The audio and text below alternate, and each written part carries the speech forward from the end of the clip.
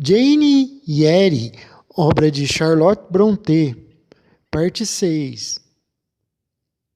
Posso subir e falar com ela? Perguntei à enfermeira. Oh, não, minha filha, não é possível. E depois está na hora de você entrar. Vai pegar uma febre se ficar aí no sereno. A enfermeira fechou a porta. Passei pela entrada lateral, que levava à sala de aulas, bem a tempo. Eram 9 horas e Miss Miller estava chamando as alunas para dormir. 2 horas mais tarde, provavelmente às 11, não conseguindo dormir e sentindo, pelo perfeito silêncio do dormitório, que minhas colegas estavam em profundo sono, levantei-me silenciosamente. Coloquei o vestido sobre a camisola e, assim descalça, saí do dormitório à procura do quarto de Miss Temple. Ficava quase no outro lado do prédio, mas eu conhecia o caminho e a luz da lua, entrando de vez em quando pelas janelas, permitia-me encontrá-lo sem dificuldade. Quando me aproximava da enfermaria, senti um odor de cânfora e vinagre queimado. Passei pela porta rapidamente, temerosa de que a enfermeira, que permanecia ali toda a noite, me ouvisse. Temia ser descoberta e mandada de volta, porque eu precisava ver Ellen. Tinha que abraçá-la antes que morresse, dar-lhe um último beijo e trocar com ela uma derradeira palavra. Desci uma escada e atravessei um pedaço do andar de baixo. Depois de abrir e fechar 2 portas sem fazer barulho, encontrei-me diante de outro lance de escadas. Subi e me achei em frente ao quarto de Miss Temple. Uma luz brilhava por baixo da porta e pelo buraco da fechadura. Os arredores estavam em profundo silêncio. Ao me aproximar, vi que a porta estava levemente aberta, provavelmente para permitir a entrada de um pouco de ar no quarto da doente. Sem hesitação e impaciente, minha alma e meus sentidos palpitavam em profunda angústia. Empurrei a porta e olhei para dentro. Meus olhos procuraram Ellen e temi encontrar a morte. Havia uma caminha de criança meio encoberta pelo dossel branco, perto da cama de Miss Temple. Vi uma silhueta debaixo das cobertas, mas o rosto estava encoberto pelo dossel. A enfermeira com quem eu falava no jardim dormia numa espreguiçadeira. Na mesa, uma vela queimava debilmente. Miss Temple não estava à vista. Soube depois que ela fora chamada à enfermaria para ver uma paciente que delirava. Eu avancei e parei ao lado da caminha. Estendi a mão para a cortina, mas achei melhor falar antes de puxá-la. Eu ainda recuava ante a ideia de ver Ellen Burner morta. Ellen, sussurrei suavemente. Está acordada, minha amiga? Ela se mexeu e puxou a cortina. Eu vi seu rosto, pálido e cansado, mas composto. Parecia ter mudado tão pouco que o meu medo se dissipou. Será você, Jane? Ela perguntou na sua voz gentil. Oh, pensei, ela. Não vai morrer. Eles estão enganados. Se estivesse morrendo, não pareceria assim tão calma no aspecto e na voz. Fui até a cama e beijei-a. Sua testa estava fria, e suas faces também, frias e esquálidas, assim como as mãos e os pulsos. Mas ela sorria, como sempre. Por que veio aqui, Jane? São mais de 11 horas. Acabei de ouvir bater. Vim para ver você, minha amiga Ellen. Ouvi dizer que está muito doente e não podia dormir se não falasse com você. Jane, veio para me dizer adeus, então. Chegou bem na hora, com certeza. Está indo para algum lugar, Ellen? Vai para casa? Sim, para o meu lar eterno. Minha última morada. Não, não, Ellen. Interrompi a infeliz. Enquanto tentava evitar as lágrimas, Ellie teve um acesso de tosse. A enfermeira não acordou, porém. Depois que passou, ela ainda arquejou por alguns minutos, exausta. Então sussurrou: Jane, seus pezinhos estão descalços. Deite-se e cubra-se com a minha coberta. Assim fiz. Ela colocou o braço sobre mim e me aconcheguei à minha amiga Ellen Burns. Depois de um longo silêncio, ela retomou, ainda sussurrando: sou muito feliz, Jane. E quando você souber que morri, deve ficar feliz e não triste, viu? Não há nada para lamentar. Todos vamos um dia partir, um dia. E a doença que está me levando não é dolorosa. É gentil e gradual. Minha mente está descansada. Não deixe ninguém que lamente muito a minha perda. Tenho apenas meu pai, que se casou novamente e não sente falta de mim. Morrendo jovem, escaparei de grandes sofrimentos na vida. Não tenho talentos ou qualidades para facilitar meu caminho no mundo. Eu estaria sempre em erro. Mas para onde está indo, Ellen? Você já sabe? Já viu como é? Eu creio, eu tenho fé, Jane. Estou indo para junto de Deus. Onde está Deus? O que é Deus, Ellen? Dando um pitaco aqui, que livro triste, nossa. Livro triste. Assim, triste, entre aspas, né? Uma história muito boa. Só estou lendo porque eu gostei do livro. É um livro muito bom, mas tem umas partes assim um pouco tristes. E por que é triste? Porque isso aconteceu de verdade, aconteceu com a autora do livro, a Charlotte Brontë. Ela faleceu de tuberculose, muito nova, com 30 e poucos anos. As irmãs dela, mais duas irmãs também, acho que é a Anne Brontë e uma outra, também faleceu de tuberculose, todas novas. As três irmãs faleceram de tuberculose, ali por volta de 1840 e pouco, 1850. O Criador, meu e seu, Jane, que nunca destruirá o que criou. Eu confio no poder dele e acredito na sua bondade. Conto as horas até o momento em que serei devolvida a ele, e ele será revelado a mim. Tem certeza, Ellen, que existe mesmo o céu e que nossas almas vão para algum lugar quando morremos? Tenho certeza que há uma existência futura. Acredito que Deus é bom. Posso entregar-lhe sem receio a parte imortal do meu ser. Deus é meu pai e meu amigo, Jane. Eu o amo e acredito que ele me ame também. Quando a gente fala assim, lê livros assim sobre essas questões assim, é tão bom quando a gente tem um entendimento da doutrina espírita, como eu tenho assim. É muito bom, não estou querendo fazer propaganda de religião não aqui, mas os pensamentos espíritas, independente de religião, os princípios espíritas.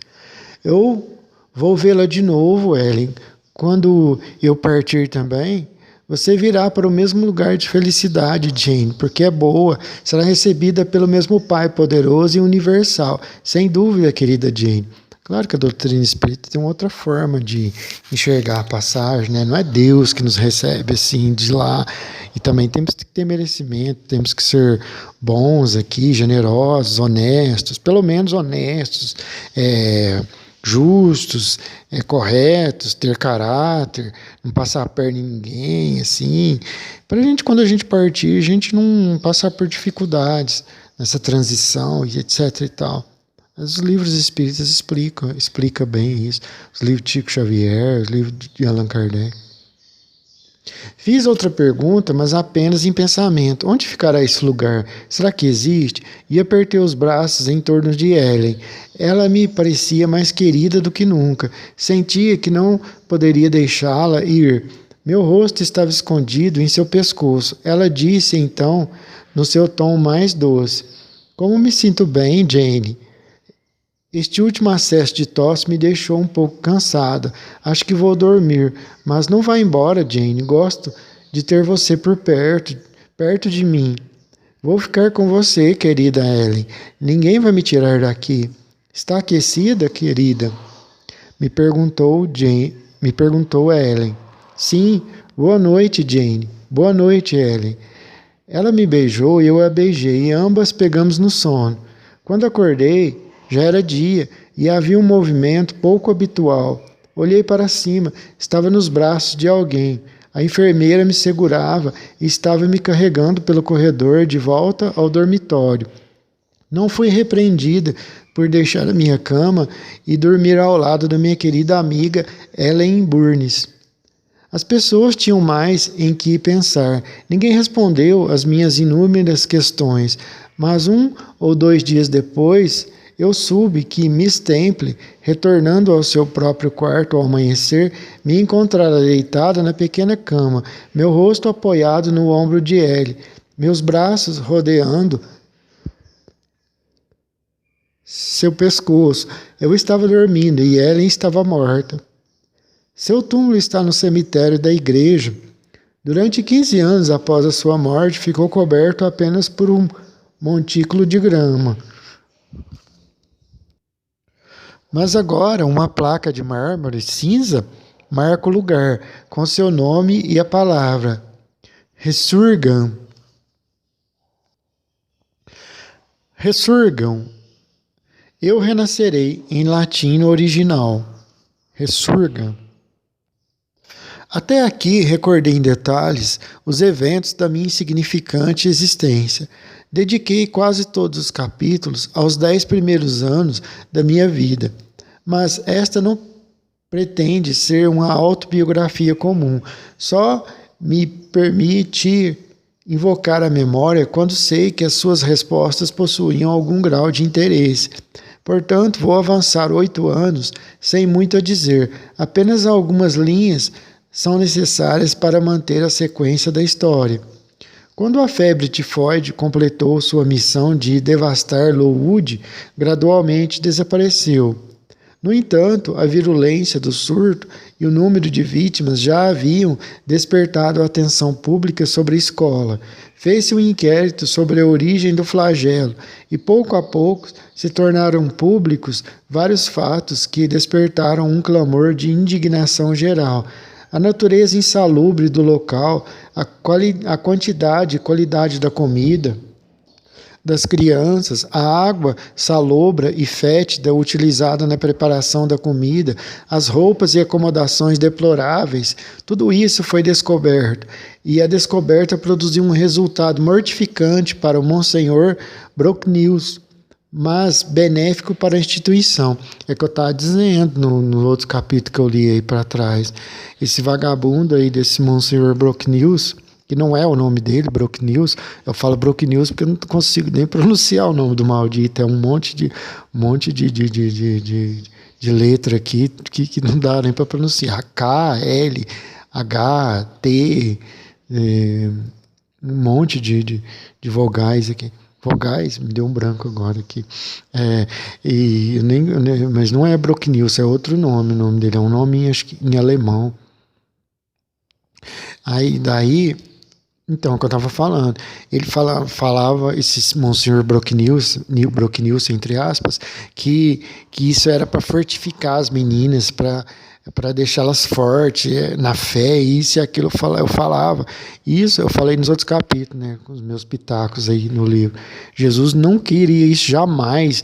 Isso não tem nada a ver com Jesus que disse a mim, que disse, eu tive fome e me deste comer, tive sede e me deste beber, tive frio e me vestiste, tive doente e me visitaste. Aí eles perguntaram, quando foi que fizemos isso? Ele fala, quando fizeste isso a um desses pequeninos, aos pobres, né? Foi a mim mesmo que fizestes, foi a mim mesmo que fizeste. Ele falava, e esse vagabundo tratando as meninas como mal, deixando passar necessidade, fome, frio e daí por diante, achando que isso ia aproximá-las de Jesus e fortalecer elas na fé, esse safado, esse criminoso desse cara aí do livro.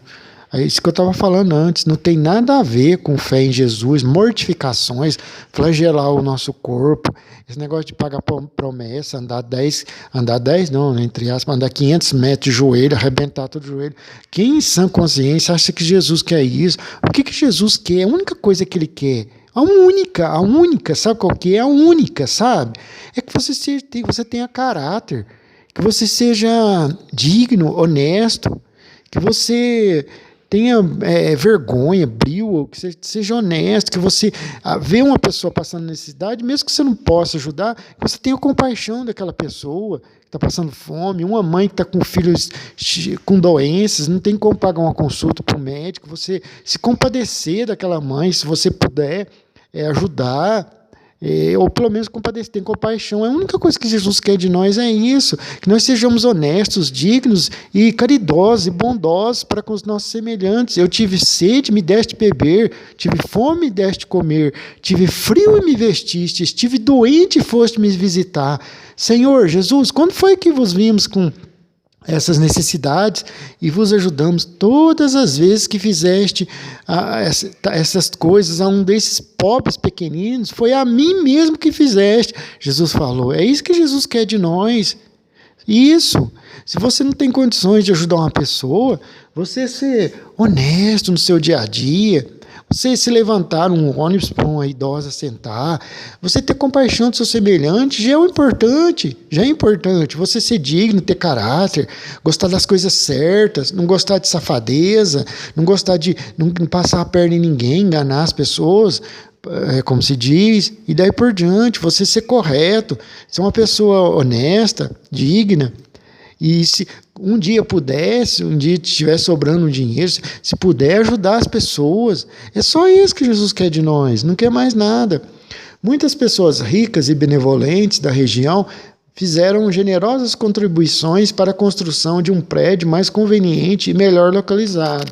Foram criados novos regulamentos, promoveu-se a melhoria da alimentação das meninas e do vestuário, com blusas, roupas mais compridas e etc.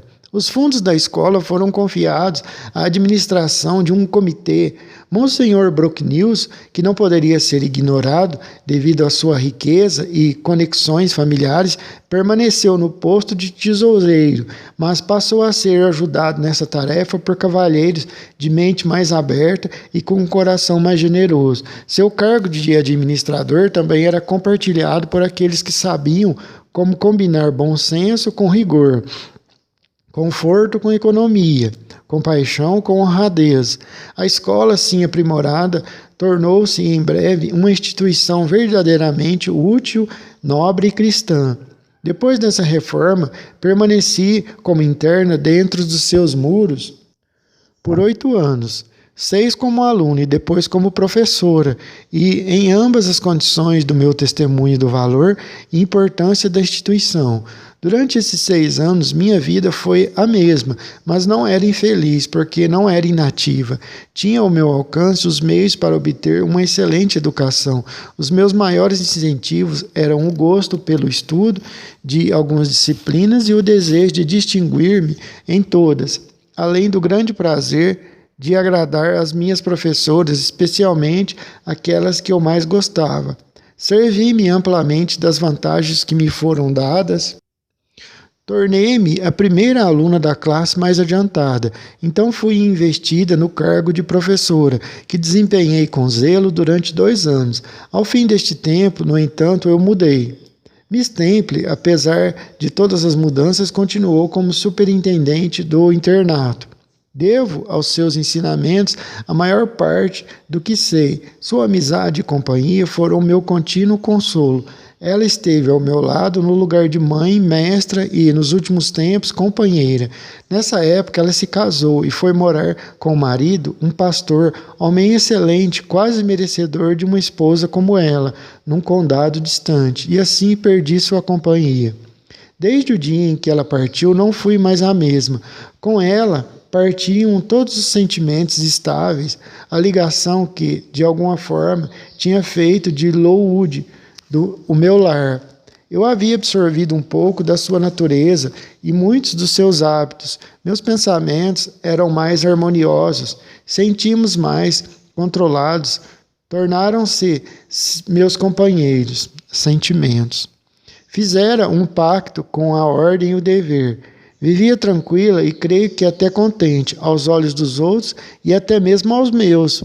Eu parecia um caráter disciplinado e dócil. Mas o destino, na forma do reverendo Monsenhor Nesmith, interpôs-se entre mim e Miss Temple. Eu a vi no seu vestido de viagem, subir na diligência, logo após a cerimônia do casamento. Observei enquanto a diligência subia a montanha e desaparecia de vista. Voltei ao meu quarto. e ali passei solitária quase todo o resto daquele meio feriado, concedido em honra ao acontecimento. Passei a maior parte do tempo caminhando pelo quarto, lamentava a minha perda e pensava em como repará-la. Mas quando concluía minhas reflexões, ao olhar para fora e ver que a tarde se fora e a noite avançava, outra descoberta surgiu na minha mente. Senti como se nesse intervalo eu houvesse passado por um processo de transformação em que minha mente pusera de lado tudo o que eu havia tomado emprestado de Miss Temple, ou antes, como se ela tivesse levado consigo a serena atmosfera que eu respirava junto dela. E me deixando entregue ao meu elemento natural, já estou até pressentindo aqui o que vai acontecer. Ela vai se tornar uma pessoa rancorosa, dura, e de certo ponto má também. Eu acho que é isso. E me deixando entregue ao meu elemento natural, começando a sentir a agulhada de antigas emoções. Não era como eu perdesse um apoio, mas a motivação. Não era a capacidade de ser calma que me abandonara, só não havia mais razão para estar tranquila. Durante alguns anos, o meu mundo fora Lowood, toda a minha experiência de vida consistia nas suas regras e sistemas. Agora eu me dava conta que o mundo real era vasto e que uma gama variada de esperanças e temores, de sensações e de vibrações esperava por aqueles que tivessem coragem de seguir em frente e de buscar entre os seus perigos o verdadeiro conhecimento da vida. Fui até a janela, abri-a e olhei para fora. Lá estavam as duas alas do prédio, lá estava o jardim, lá estavam os limites de Lowood. Lá estava o horizonte de colinas. Meus olhos deixaram todo o resto para se fixar naqueles remotos picos azuis no horizonte que eu ansiava transpor. Tudo dentro dos seus limites de rocha e urzes parecia-me o terreno de uma prisão, os limites do exílio. Acompanhei o traçado do caminho branco que serpenteava ao pé de uma montanha e desaparecia numa garganta encravada entre as outras. Como desejava segui-lo até mais longe. Lembrei-me do dia, ela foi para lá criancinha, nunca não viu nada do mundo. Foi para lá com 9 ou 10 anos, para esse internato em Lowood, que a tia dela mandou ela, que não gostava dela. Ela não conhece nada do mundo. Como desejava segui-lo até mais longe. Lembrei-me do dia que passara por ali de carruagem, descendo a montanha ao crepúsculo. Parecia ter-se passado um século desde que eu chegara a Lowood, de onde nunca mais saíra. Passara todas as minhas férias na escola. Mr. Reed nunca me chamara a Gastewood, e nem ela nem ninguém da sua família jamais me visitaram, nem uma única vez. Eu não tinha comunicação alguma com o mundo exterior, nem por cartas, nem mensagens. Regulamentos escolares, hábitos e noções escolares, deveres escolares, e vozes, e rostos, e frases, e costumes, e preferências, e antipatias. Isso era tudo que eu conhecia da vida. E agora sentia que não era o bastante. Cansei-me da rotina de 8 anos em apenas uma tarde. Ela estava com 18, então que ela chegou lá com 10. Desejei a liberdade, ansiei por liberdade, disse uma prece pela liberdade.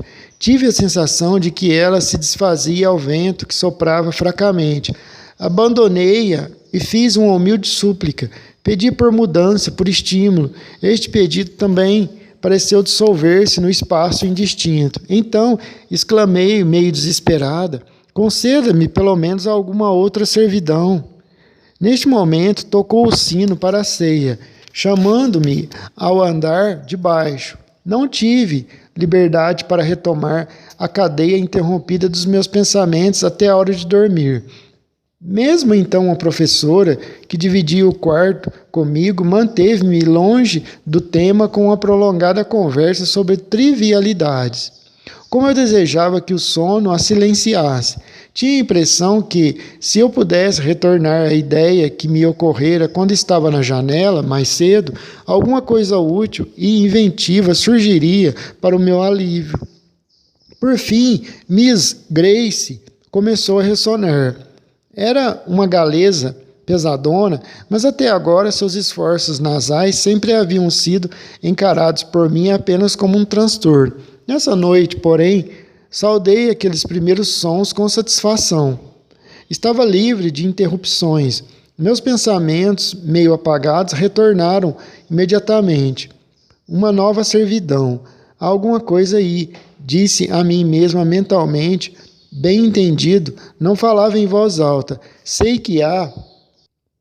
Não soa doce demais, não é como as palavras liberdade, vibração, alegria, que são verdadeiramente deliciosas, mas são apenas palavras para mim, e tão vazias e transitórias que é pura perda de tempo ouvi-las. Mas servidão, essa era real. Qualquer um pode servir. Eu servi aqui por 8 anos. Tudo o que desejo agora é servir em outro lugar. Será que posso desejar tanto? Será viável? Sim, sim. O objetivo não é tão difícil. Se ao menos eu tivesse um cérebro ativo o suficiente para achar os meios de conseguir isso. Sentei-me na cama de modo a ativar o referido cérebro. Era uma noite fria, cobri os ombros com um xale e então novamente me pus a pensar com todas as minhas forças. O que eu quero? Um lugar diferente, uma nova casa, cercar-me de novos rostos, sobre novas circunstâncias. Desejo isso porque é inútil desejar coisa melhor. Como as pessoas fazem para conseguir outro lugar? Apelar para amigos, suponho, mas eu não tenho nenhum amigo sequer. Há muita gente que não tem amigos e que deve cuidar e ajudar a si própria. Quais são os seus recursos? Não sabia dizer, nada me respondia. Ordenei a meu cérebro que achasse uma resposta, e logo ele trabalhou e trabalhou mais rápido. Senti a pulsação na minha cabeça e nas têmporas. Por quase 1 hora, minha mente trabalhou no caos, mas os esforços não deram resultado. Febril com o trabalho perdido, levantei-me e dei uma volta no quarto. Entreabri a cortina, observei uma ou outra estrela, tremi de frio e voltei para a cama. Uma fada bondosa, na minha ausência, certamente deixou a solução no meu travesseiro, pois quando me deitei e pus a cabeça no travesseiro, ela me veio à mente, rápida e facilmente. Os que desejam uma colocação anunciam no jornal. Você deve pôr um anúncio no Herald. Mas como? Não sei nada de anúncios. As respostas vinham suave e prontamente. Deve colocar o anúncio e o dinheiro para pagá-lo no envelope dirigido ao editor do Herald. Deve levá-lo, então, na primeira oportunidade que tiver, ao correio de London. As respostas devem ser endereçadas a J.E. para a posta restante de lá. Deve ir perguntar por elas 1 semana depois que mandar a carta. Se houver alguma, é só agir de acordo. Revi o esquema 1, 2, 3 vezes, até que ficasse gravado na minha memória. Fixei-o de forma clara e prática e fiquei satisfeita, então caí no sono. Levantei-me bem cedinho, antes que tocasse o sino para o despertar. Já tinha o anúncio escrito, envelopado e endereçado. Era assim: jovem dama acostumada a lecionar, eu não havia sido professora por 2 anos. Desejo encontrar colocação em casa de família com crianças abaixo de 14 anos. Pensei que, como mal tinha feito 18 anos, não seria possível educar crianças quase da minha idade, claro. Está qualificada a ensinar as matérias usuais da boa educação inglesa, além de francês, pintura e música. Naquela época, leitor, essa relação de habilidades, que agora parece pouca, era considerada bastante abrangente. Respostas para Jane Eyre. Postagem restante, London, Condado de...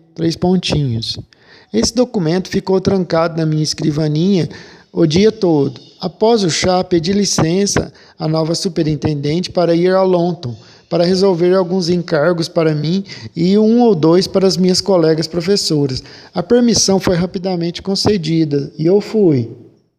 Era uma caminhada de mais de 3 quilômetros e o entardecer estava úmido, mas os dias ainda eram longos. Visitei uma ou duas lojas, coloquei a carta no correio e voltei debaixo de um aguaceiro, com as roupas encharcadas, mas o coração aliviado.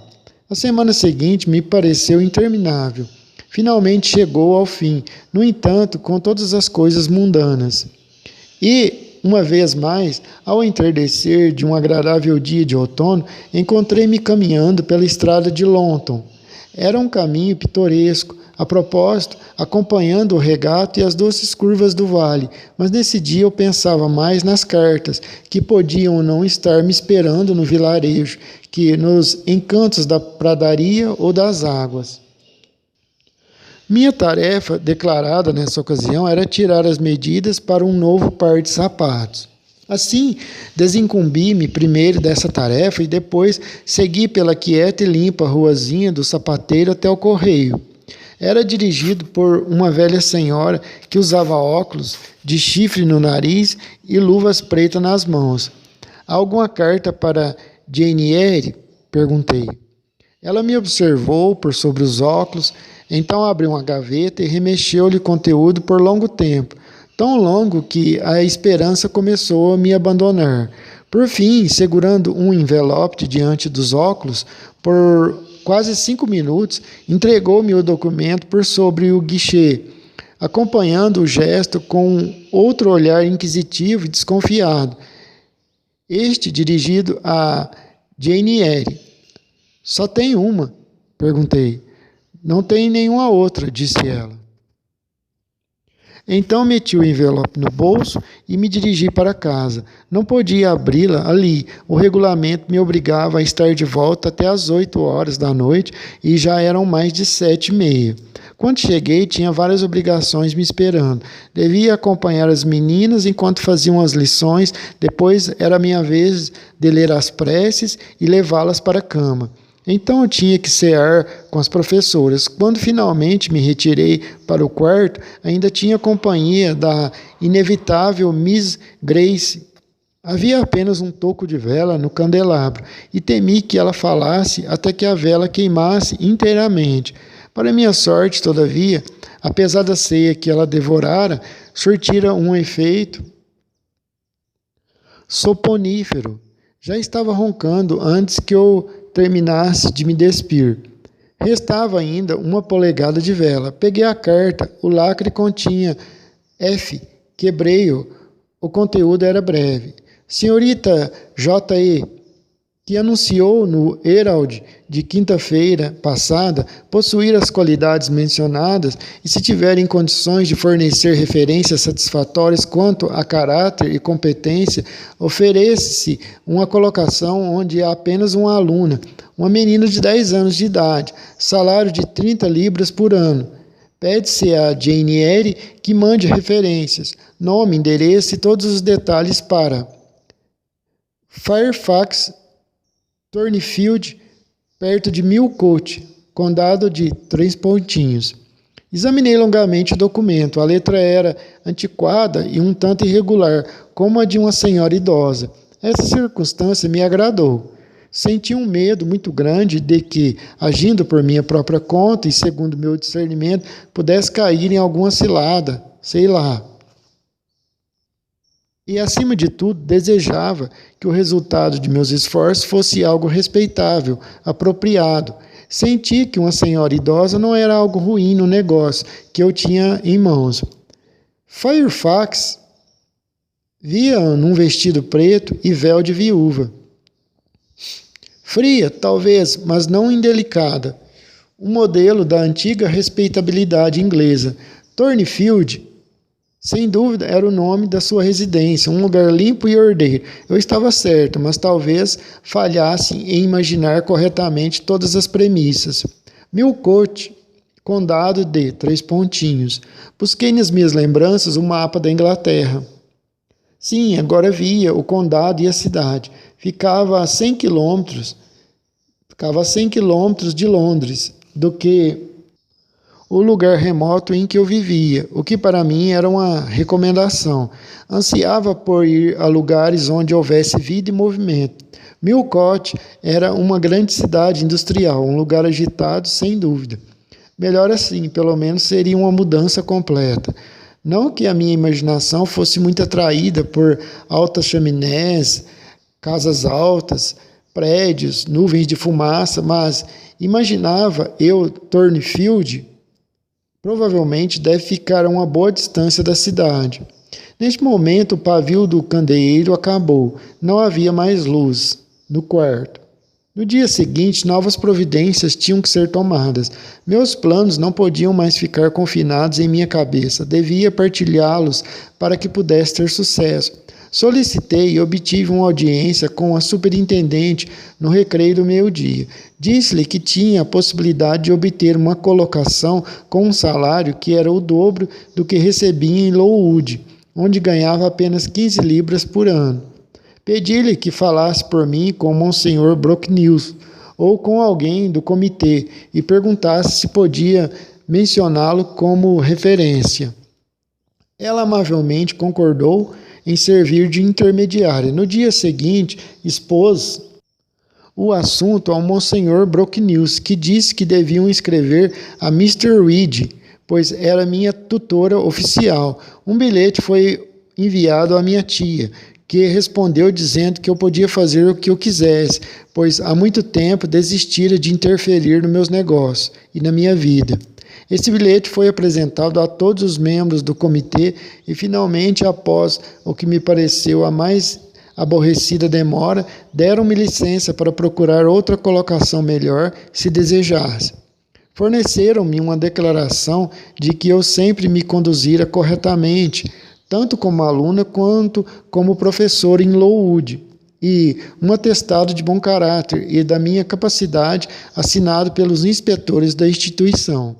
Esse documento me foi entregue cerca de um mês depois e mandei uma cópia para Mr. Fairfax.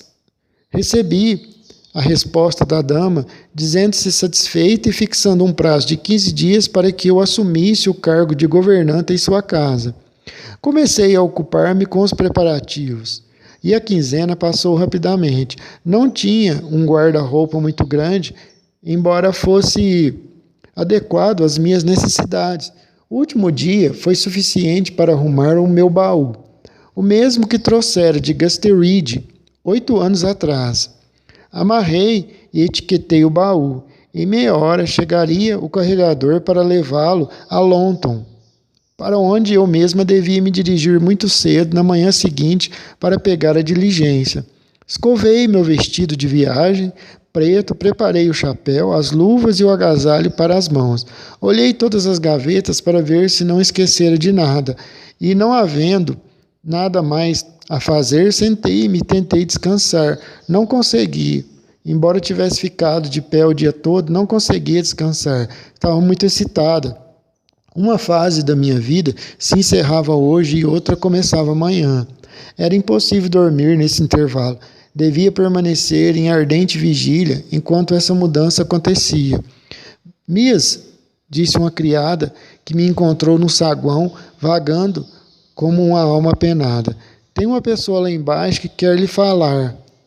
Deve ser o carregador, pensei. Desci as escadas sem fazer perguntas. Estava me dirigindo à cozinha e passava pela sala das professoras, cuja porta estava entreaberta, quando alguém saiu correndo em minha direção. É ela, tenho certeza. Eu a reconheceria em qualquer lugar, exclamou a pessoa, interpondo-se no meu caminho e pegando minha mão. Olhei para a mulher, que parecia uma criada bem vestida, matronal, mas ainda jovem. Tinha ótima aparência, olhos e cabelos negros e um semblante vivo. Bem, quem sou eu? Ela perguntou, com sua voz e um sorriso que não me eram estranhos. Será que se esqueceu de mim, Miss Jane? Num segundo, abracei-a e a beijei com entusiasmo. Nossa, eu estou tão sensível. Eu não sou assim, eu estou lendo esse livro aqui, eu fico me emocionando, eu não sou tão assim sensível. Eu já chorei muito lendo livros assim do Chico Xavier, mas eu não sou assim, não sei por que esses livros estão me emocionando. É a Bice, lá lá da casa da tia dela, né, que era empregada da casa da tia dela, um que gostava um pouquinho dela na casa da tia dela. Num segundo, abracei-a e beijei-a com entusiasmo. Bice, Bice, Bice, era tudo o que eu conseguia dizer. Ela ria e chorava, e nos dirigimos para a sala de visitas. Perto do fogo, sentava-se uma criaturinha de 3 anos de idade, de calça e blusa xadrez. Este é o meu menino, disse Bice. Então se casou, Bice? Sim, Jane, há quase 5 anos, com Robert Living, o cocheiro. Tenho uma menininha, além do Bob, aqui, que batizei com o nome de Jane, em sua homenagem. Então não mora mais em Gastleweed, minha querida Bice? Moro no chalé da portaria. O antigo porteiro foi embora. Bem, e como vão todos por lá? Conte-me tudo sobre eles, Bice. Mas sente-se. Bob quer vir sentar-se no meu colo? O garoto preferiu ficar ao lado da mamãe. Você não cresceu muito, nem ficou robusta, Miss Jane, continuou Bice. Acho que não a trataram direito nessa escola. Miss Elisa é mais alta e mais forte, e Miss Georgiana daria 2 de você na largura dos ombros. Georgiana deve estar muito bonita, não é, Bice? Lhe perguntei. Muito, Jane. Ela passou uma temporada em Londres com a mãe no inverno passado e foi muito admirada por todos os jovens. Um jovem cavalheiro apaixonou-se por ela, mas a família dele foi contra o casamento. E então, o que acha que aconteceu? Ele e Miss Georgiana tentaram fugir, mas foram encontrados e impedidos. Foi Miss Elisa quem os encontrou. Acho que estava com inveja. Agora as duas vivem que nem cão e gato, sempre discutindo, as 2 irmãs. Bem, e John Weed? Ele não está se saindo tão bem quanto a mãe deseja. Foi mandado para o colégio, mas acabou sendo expulso. Depois os tios queriam que ele se tornasse um advogado e estudasse leis, mas ele é um jovem tão dissoluto que acho que não vai servir para nada. E que aparência ele tem, Bice? Ele é bem alto. Muitos dizem que é um belo rapaz, mas tem os lábios tão grossos. E minha tia? A senhora Reed parece forte e aparentemente bem, mas seu espírito não tem paz. A conduta de John lhe dá muito desgosto. Ele gasta um monte de dinheiro. Foi ela que lhe mandou vir, Bice? Não. Que ideia, Jane. Faz muito tempo que queria vê-la, e quando soube que chegou uma carta dizendo que estava se mudando para outra parte do país, pensei que era o momento de vir, antes que ficasse fora do meu alcance. Temo que tenha se desapontado comigo, Bice. Disse isso rindo, pois notei que o olhar de Bice, embora mostrasse afeto, não mostrava admiração. Não, Miss Jane, não exatamente. Você está bastante educada, parece uma dama. Está como eu esperava. Nunca foi uma grande beleza quando criança, me disse Bice. Sorri ante a franca resposta de Bice. Sabia que ela tinha razão. Eu não era tão bonita, mas confesso que não era indiferente ao que dissera. Aos 18 anos, a maioria das moças quer agradar, e a convicção de que não possui um aspecto exterior que possa dar suporte a esse desejo não é agradável para ninguém. Mas imagino que é bastante inteligente, continuou Bice, como forma de consolo.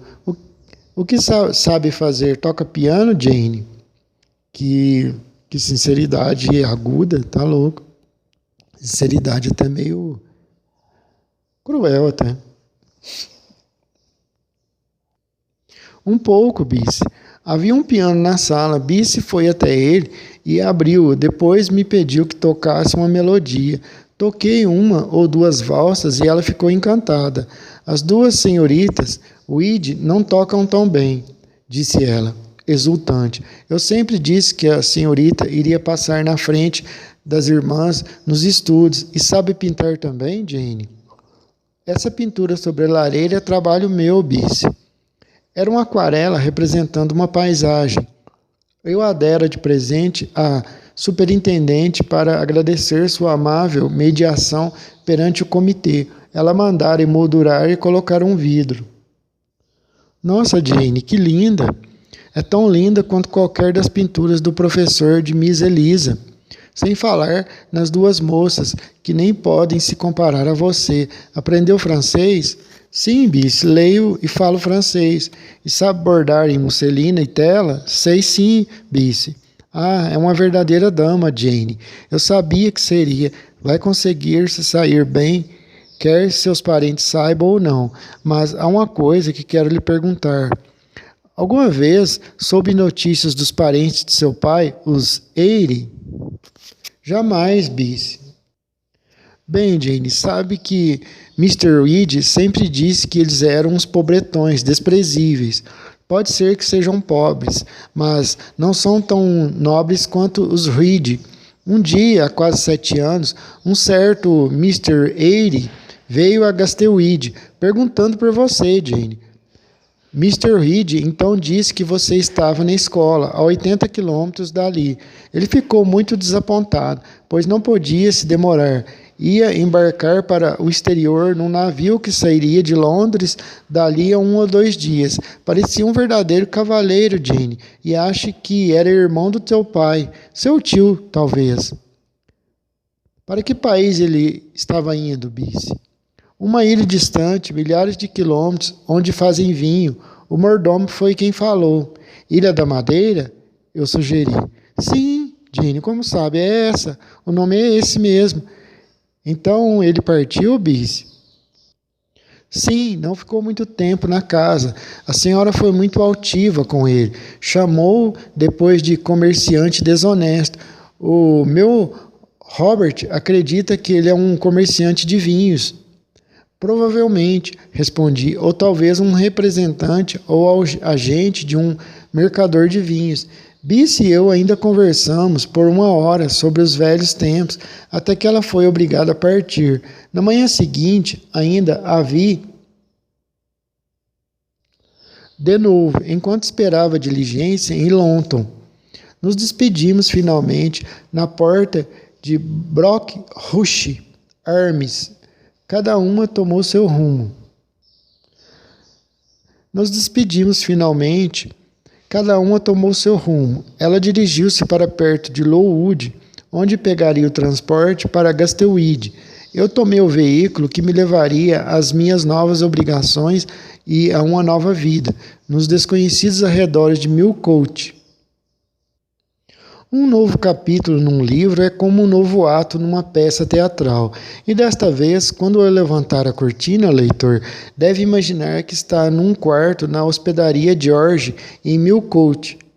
As paredes são forradas pelo mesmo papel de parede estampado que todos os quartos de estalagens têm.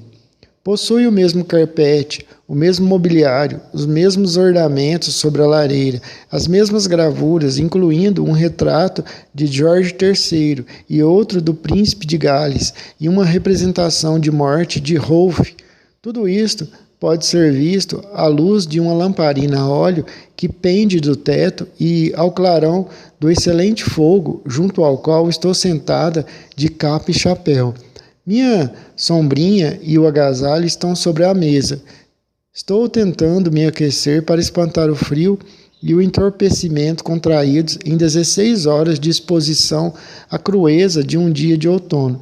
Deixei Longton às 4 horas da manhã e o relógio de Millcote acaba de bater 8 da noite. Bem, leitor, embora eu pareça confortavelmente instalada, não estou muito tranquila. Pensei que quando a diligência chegasse, haveria alguém me esperando. Olhei ao redor ansiosamente, enquanto descia a escadinha de madeira colocada junto ao estribo para minha conveniência. Esperei ouvir o meu nome ser pronunciado e ver uma carruagem qualquer esperando para me transportar a Thornfield. Não havia nada disso à vista. E quando perguntei a um atendente se alguém tinha perguntado por Miss Jane Eyre, recebi uma resposta negativa. Assim não tive outro recurso senão solicitar um quarto. E aqui estou à espera, enquanto todo tipo de dúvidas e temores me assaltam o espírito. É uma sensação muito estranha para uma jovem inexperiente sentir que está totalmente sozinha no mundo, sem contato com qualquer parente, sem saber o porto de destino. pode ser alcançado e impedida por muitas razões de voltar ao lugar que deixou. A emoção da aventura atenua essa sensação e a chama do orgulho o aquece, mas depois a pulsação do medo volta a perturbar. Esse medo se tornou mais intenso quando, passada meia hora, eu ainda estava só. Resolvi tocar a campainha. Existe um lugar chamado Thornfield aqui nas redondezas? Perguntei ao criado que atendeu ao chamado. Thornfield? Não, senhora. Vou perguntar no bar, um minuto. E ele desapareceu para reaparecer logo em seguida. Seu nome é Jane Eyre? Sim, tem uma pessoa lá embaixo lhe esperando. Pulei, peguei meu agasalho, já mais animada, e a sombrinha e corri para a entrada. Um homem estava de pé junto à porta aberta, e à luz dos lampiões da rua pude ver vagamente um veículo atrelado. Esta é a sua bagagem? Disse ele de modo um tanto abrupto, apontando para o baú. Sim, respondi. Colocou no veículo, que era uma espécie de caleça, e entrei. Antes que ele fechasse a porta, perguntei-lhe a que distância ficava Thornfield. Mais ou menos 10 quilômetros, ele respondeu. Quanto tempo leva para chegar lá? 1h30, mais ou menos. Fechou a porta do carro, subiu a boleia e partimos. Nosso progresso era lento e tive bastante tempo para refletir. Sentia-me contente por estar tão perto do fim da jornada. Reclinei-me no assento do veículo, que era confortável, mas não elegante, e meditei à vontade. Pensava comigo. A julgar pela simplicidade da carruagem e do criado, acho que Mirs Fairfax não é uma pessoa muito elegante.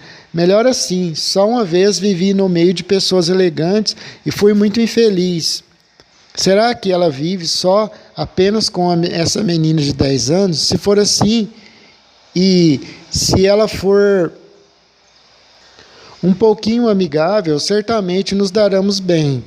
Farei o melhor que puder. É uma pena que fazer o melhor nem sempre seja suficiente. Em Lowood, eu tomei essa resolução, perseverei nela e tive sucesso, mas na casa da minha tia Reed, o meu melhor foi sempre tratado com desprezo.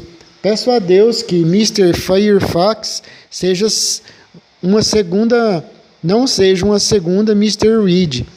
E se for, não fico com ela, de jeito nenhum. Pior por pior, sempre posso colocar outro anúncio. Quanto será que já rodamos? Baixei a janela e olhei para fora. Millcote ficara para trás, e a julgar pela quantidade de luzes, devia ser um lugar de tamanho considerável, muito maior que Longton. Agora estávamos numa espécie de propriedade comum, tanto quanto pude ver, mas havia casas espalhadas por todo o caminho. Senti que estava numa região bem diferente de Lowood, mais populosa e menos pitoresca, mais movimentada e menos romântica. Os caminhos estavam pesados e a noite enevoada.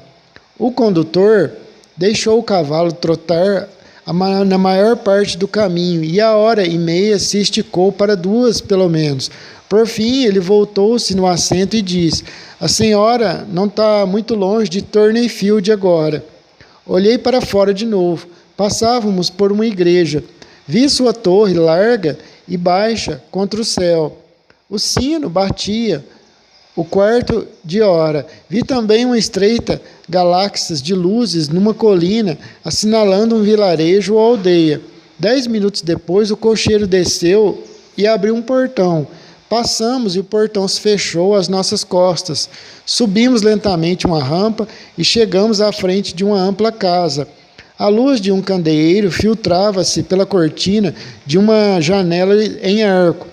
Tudo mais estava escuro. O carro parou na frente da porta, que foi aberta por uma criada. Apeei-me e entrei na casa.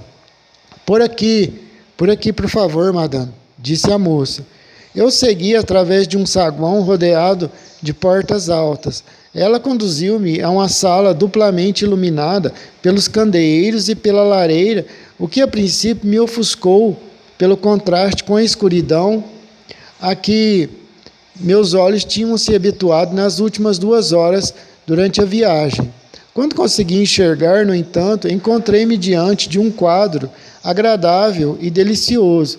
Uma sala pequena e confortável, uma mesa redonda ao lado da aconchegante lareira e uma poltrona antiquada de espaldar alto, onde se sentava a mais caprichosa velhinha com um chapéu de viúva, vestido de seda preta e um avental de musselina impecavelmente branco. Era exatamente como eu imaginava. Mr. Fairfax apenas parecia menos imponente e mais suave. Estava ocupado em tricotar.